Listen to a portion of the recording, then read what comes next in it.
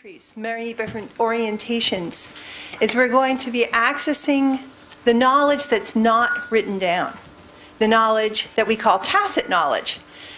If we were simply going to be accessing the knowledge that was written down, we would have actually had you guys mail it in. And we would have just compiled it, and we would have made a beautiful guidance note. But that wouldn't necessarily represent the ideas that sit at the intersection between us, things that are serendipitous, things that emerge because we have a dialogue, and that inspires innovation. So we're going to be talking about a couple different themes here. Knowledge that's hidden and innovation. And we're also going to be talking about just the idea that knowledge can be ephemeral, and our goal here is to make it practical. So I thought I'd start with a quote from Jim Yun Kim at the World Bank. I was doing a project at the World Bank that was, in fact, a knowledge jam. When he said this to his audiences, he was newly in his seat, and he said, "This really matters. There is a lot of tacit knowledge that we see among our clients and among our staff that is not being shared. What we need to be able to understand is those ideas sort of sit at the intersection between us." I love this quote. He also talks about how we also need to be able to discern in a proactive way what can be scaled. So it's not just great idea generation, and it's not just piling things up so we have them on paper, but it's being very practical. And I want you to underscore that as you're thinking about it. Being practical is what we're here for. So the challenge with a lot of processes to drawing out tacit knowledge is that they often create knowledge that's inactive, or they don't get the knowledge that really matters. I often talk about three things: blind spots, mismatches, and jail. Blind spots means that we have knowledge that we didn't even know existed. But in a dialogue with somebody else, we might be able to discern something that was even hidden to ourselves. Carl Weick loves to say, "How do I know what I think until I hear what I say?" And I would bet you if you talk to any jazz musician, they will look at themselves having just done a riff and saying, "I didn't know I had that in me." And in dialogue, we can draw out each other, and we can draw something together. The second thing is mismatches. So often, we get information from each other, and it's not very useful. Have you ever, anybody by raising your hands, have any of you ever asked for something from somebody, and you were thinking, "I want a couple of sentences," and they sent you a book or a PowerPoint, yeah? There's a mismatch for you. You get something that's not digestible, or it's from a different period, or it's for a different context, and you're thinking, how much time do I have to spend digesting this? We actually found out with a piece of research that took place at Babson College, where I'd done some volunteer work and some study, that 48% of the knowledge transfer cost is consumed in just figuring out what we got. That's a huge amount of time, and that can be reduced if we're having dialogue. The last one is jail. So frequently, we get out knowledge, and where does it sit? On our hard drive or in a repository. And no one's able to figure out where it is, why it exists, and be able to shape it into something practical. So we use three things to overcome these problems. First one is facilitation. We think about what we're going to go after, and we bring people together. We convene them in a practical way. We bring the right people into the room. The second is conversation, which is another word that I use for dialogue. We bring people together in an interchange so they can draw each other out. And the last one is translation. So it's not good enough just for us to collect things. We need to be thinking about its usefulness, their usefulness to another application. You'll notice on the wall here, in this horrible lack of ink, the word translation quite a few times. While we're jamming, later on today and tomorrow, we're going to be talking about the relevancy of ideas that we surface together to different contexts. That word translation is going to come up 50 times over the next 2 days. Facilitation, conversation, and translation. Knowledge jam is a process that draws out the hidden knowledge, that is the tacit knowledge, by bringing these three disciplines together. You use these every single day. You bring together friends, you conduct conversations, and you make sense of the world, oftentimes on behalf of other people. We're bringing them into one exercise. So the knowledge jam process is something that probably has its origins at the beginning of time, but it was formalized about 10 years ago when I was doing some work at Intel Corporation. I'd actually done a lot of knowledge transfer, and I had those three ailments. I had blind spots, I had mismatches, I had jail. I found that a lot of the processes that I was using created great piles of good ideas, but they didn't go anywhere. So we developed this process so that we could make sure that we were going after useful knowledge. We were making sense of it efficiently, and we were seeing that it got put to work. So we had these 5 steps. We said we want to figure out what we're actually going after. We can't boil the ocean. And you guys heard that term before, boil the ocean? It means be overly ambitious. It means being Fedwick? No, did I say his name? Fidwick. It means being Fidwick. We're not going to be Fidwick here. The second piece is to plan, to have some kind of what we call scaffolding, some kind of structure, where we're going to be eliciting the knowledge within the context of whatever we selected, and we're going to be doing it intelligently. We're going to think about what kind of scaffolding we need before we step into the dialogue with other people. And then we have the actual dialogue. We call that the discover, capture. And that's where we're collectively discovering what each other knows and what we can co-create. And we're capturing it. We're being intentional about making sure that it gets explicit when it had been tacit. It had been hidden. And we have 2 more steps. It doesn't end there. So we have a step that's called broker. And that's where people who are charged with carrying the knowledge forward very intentionally figure out how they're going to reshape it, and they're going to put it somewhere else. So it's sort of like going to a conversation with somebody and they're saying to you, you really need to use green ink. And you're saying, I have to use green ink. Well, I'm going to be going to this place where there is no green ink. I've only got blue and yellow. So I'm going to be just translating it into my world. I'm going to have to use some combination of blue and yellow ink. Again, it doesn't stop there. This is the MBA in me. You got to reuse it. You got to make sure that you take it to the bank. That's the term we loved using at the World Bank. You take it to the bank. It's actually a business term. You want to make sure that your time was well spent and that you've measured the way that the knowledge is being reused. You'll see that there are different encounters that are involved. So even before you guys came, we did some work. We've had a number of conversations with many people in this room to think about what these topics should be. And we've been thinking a lot about the kind of dialogue that's going to take place. We've been thinking about who might be able to play a role of expert and who might be drawing them out. And in turn, maybe the expert will be drawing other people out, totally interchangeably. You guys are all experts and you are all learners. And we're going to set the stage for that kind of dialogue. You'll notice that we had a number of interviews that we did to kind of organize ourselves. Then we've got in bright red this Discover Capture event, which is going to take place today and tomorrow.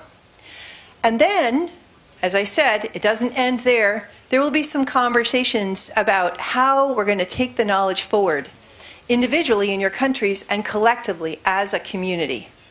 And we're going to measure it. We're going to see how the knowledge in place results in better employment. So who participates in the Knowledge Gem? I've mentioned a couple of names there. So we call the people who have got some kind of experience and knowledge originators. You'll notice that I did not call them experts because all of us are learners. We may have experience, but it doesn't necessarily mean that we are experts. And in the moment, we may find ourselves suddenly experts when we hadn't even judged ourselves to be experts. The second is knowledge brokers. And Again, we can also be knowledge brokers. Those are people who are really hungry to take the knowledge forward. They think that they could apply it in another context. We also have our facilitators. And in the room, we have a bunch of people playing facilitator. Everybody's getting ready to take some notes and work on some flip charts. We may do that interchangeably with some of you. We have sponsors, and we have Pak Bong Bong, and we have Floor here. And then we also have what we call champions. And the term champion means a lot of different things in a lot of different places. But I put it here because I've got a lot of gratitude to Fazle and his team. We've got Pippa, and we have Rosie here, and Joe here, and everybody has been so helpful. The champions help steer through the muck, if you will. They help make it happen, and they are essential to making a day like this come together. And I've got a lot of gratitude for that. And let's move on. Briefly, I want to say why we need facilitation, why we need conversation, and why we need translation. So we want facilitation because very frequently we don't know what we know. I mentioned before that many of us are surprised when we hear ourselves speak. We also may need to have somebody in a neutral position who can draw out some of the messy knowledge, some of the knowledge of failures, or some of the knowledge that we're embarrassed that we didn't know we actually had. And we need somebody that can bring people together and do some translating online. Why do we need conversation? We need conversation because we want to be able to make sure that we have a number of different voices coming at a problem from different places. And in the jazz metaphor, we're doing it with sugar. We're doing it in a way that has some individual identity. We need translation often because the people that need to hear can't always be present. We need to have somebody be our broker. We need to have somebody be able to ask some questions for us in different places where we couldn't have asked the questions ourselves. We weren't there, or we don't have the language to do that. I want to just go back a slide. One of the things that I wanted to go into is that using conversation does not just mean chit-chatting. Doesn't just mean having a bunch of people speaking at the same time. It means being open. It means suspending judgment. It means being able to be curious and to create something on top of ideas that others present. When I teach this to my students at Colombia, I often say to them that there are 3 disciplines. It looks like we have one discipline 3 times, but that's the hazard of PowerPoint, right? So we talk about having a posture of openness, being ready to be changed, being open to the very real possibility that in the conversation, it could shift your views. We also talk about pursuing diversity, being very intentional about getting ideas that come from people who come from very different backgrounds and different mental models, different ideas of the world. And then finally, the practices of dialogue. And that is coming together, having a sense of voice, but also respecting others, being willing to listen, and also being willing to suspend judgment. And we're going to be doing that together. And I encourage you to imagine yourself in dialogue. It's almost like a meditation as we're in our conversations over the coming days. So one of the things that is important for you as you step into these days is imagining what could be a product. What could be something that could come out of this for you? Or for us collectively, more appropriately. Could we potentially be creating new procedures, new policy? Could we be creating a new program? Could we be creating new partnerships? I don't mean to be using P's 100 times, folks, but that's just what came out. Or maybe there's some change in the structure that we're using. And we're going to be learning about these possibilities from each other. And every single time you hear something, I want you to be translating in a number of different ways. I want you to be translating into what kind of product can I take home? And I also want you to be thinking, how might this be different if we're in different settings, if we're in a rural setting versus an urban setting, if we've got high population density versus low population density, if information flows or it's obstructed, if there are equality of gender roles or there aren't equality of gender roles. Those ideas will control how you might be able to apply something somewhere else, how you might be able to translate it. So you're going to be playing the role of broker, and you're going to be playing the role of originator. And as a broker, you're going to be representing somebody else, and you may be remixing ideas. You may be combining things in a very eclectic way. This is liberating. As I mentioned, we spent quite a bit of time over the last 6 weeks generating structure for the Knowledge Jam. We call that scaffolding. We call that adding provocative. And we're inspiring. But we're also giving you enough guidance so that we don't go off the rails and that we don't get sidetracked. So I wanted to just mention there's a couple ways we think about scaffolding.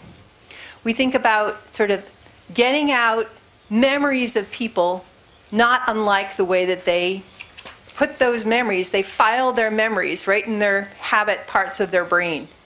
So there are ways that we can scaffold where we ask people, what do you know? Just simply what. It's called declarative. And we might just say, give us a list. Give us a list of the kind of skills that are relevant for different vocational trades. The second is what we call procedural. Tell us how things go in sequence. When you are developing a policy or when you are rolling one out, what steps might you follow? Conditional. That's where you use an if-then statement. When might this be true? When this might be false? When we talked a little bit about these questions around translation, those are conditional statements. We've also got here relational. There are going to be a number of things you guys are going to say about existing relationships, whether they work or they don't work, in your environments. Definitely tomorrow, when we're talking about collaborating, we want to hear about what are the kind of the typologies of people who collaborate really well, or organizations, and what are some of the mechanisms that enable collaboration. Finally, systemic. That's a way of scaffolding where we say, what are the feedback loops? How can we create a virtuous cycle where we get people out of poverty and they don't return? What can we do to make sure that they're growing their skills sustainably? What can we do to make sure that there are employment opportunities that evolve productively as the economy changes? So we've actually decided on a couple of those. We'll be going through them in a moment. But I wanted to show you also about how we're going to be typing and collecting information. So when you are walking out to get your coffee, you're going to see some flip charts. And we've basically put together questions to correspond to the 3 areas that Nick talked about today. And we've got 3 more areas for tomorrow. So today we're going to be talking about building the capacity of beneficiaries, their vocational skills, their ability to be entrepreneurs, to build their enterprise, and their soft skills. And you'll notice that what we've done is we put these 3 questions here, and as we're discussing, we're going to be writing on flip charts and we're going to be typing simultaneously. We'll be using this template, something like this. So we'll have something on the far left where we'll have the actual sort of peg of that scaffold that we talked about. We'll be typing right in here, and it won't say broker 1. I'll pick on Pippa. It'll say Pippa, : and it'll have the words that she said. We will be paraphrasing. Obviously, we can't type perfectly, just like a digital recorder.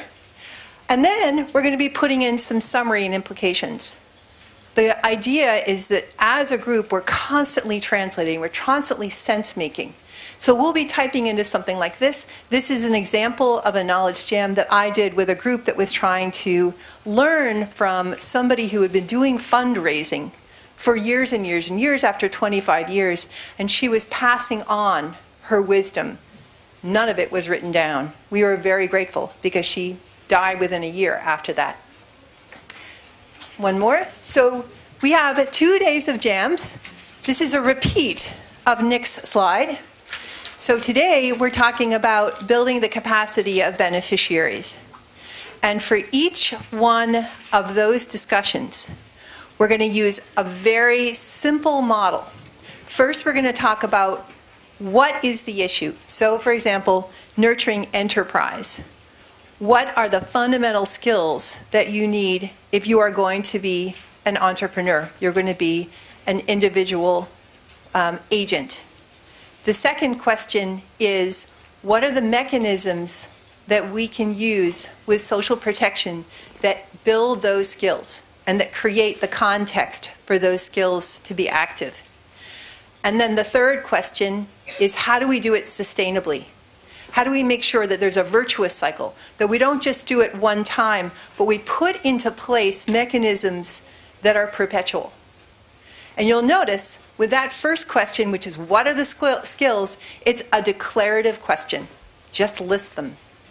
And you'll notice with the second one, when we're asking what are the mechanisms, who are the actors, then we're talking about procedural knowledge.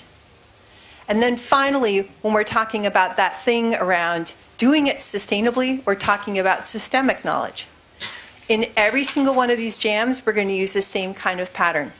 So you're going to be able to kind of get a feeling for the territory.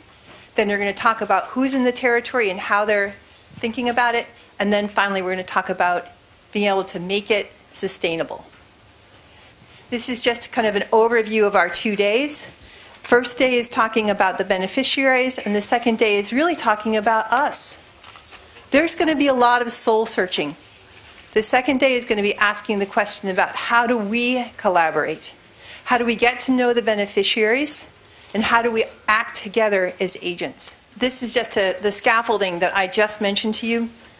We're going to have all of those on Flipcharts. If you look over there, you'll see them. The 3 questions, sort of the declarative question, the conditional and procedural question, and then finally the systemic question. Don't have to memorize those. We'll get them for you on the Flipcharts. You're going to probably be grateful for this. We typed out these translation parameters because I ran out of ink on my pen yesterday, so you probably can't read them, but there are a number of different copies of this thing where we have the 10 translation parameters.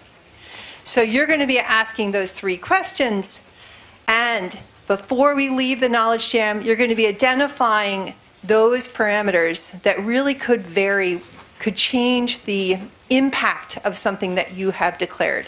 So you might say, we need to be able to have better relationships with employer councils. But you may say, that may not be so good where we have a very light manufacturing sector. There might be some condition that you're going to state would constrain the effectiveness of that particular recommendation. And rather than having us all write them out, we'll just literally put in, I don't remember what number that one is, manufacturing sector. We'll just put a 7 right on it so that we have some shorthand. This will be efficient. So we're going to be jamming together. By my watch, we are a little bit behind schedule. We have a break. Is that right? Fantastic. Okay, so we're going to have a break, and then we're going to come back from break, and we're going to have change the room a little bit. Those of you who are staying, we're going to have you in a circle, and we're going to do introductions, and then we'll kick off the knowledge jam. Thank you for your patience this morning.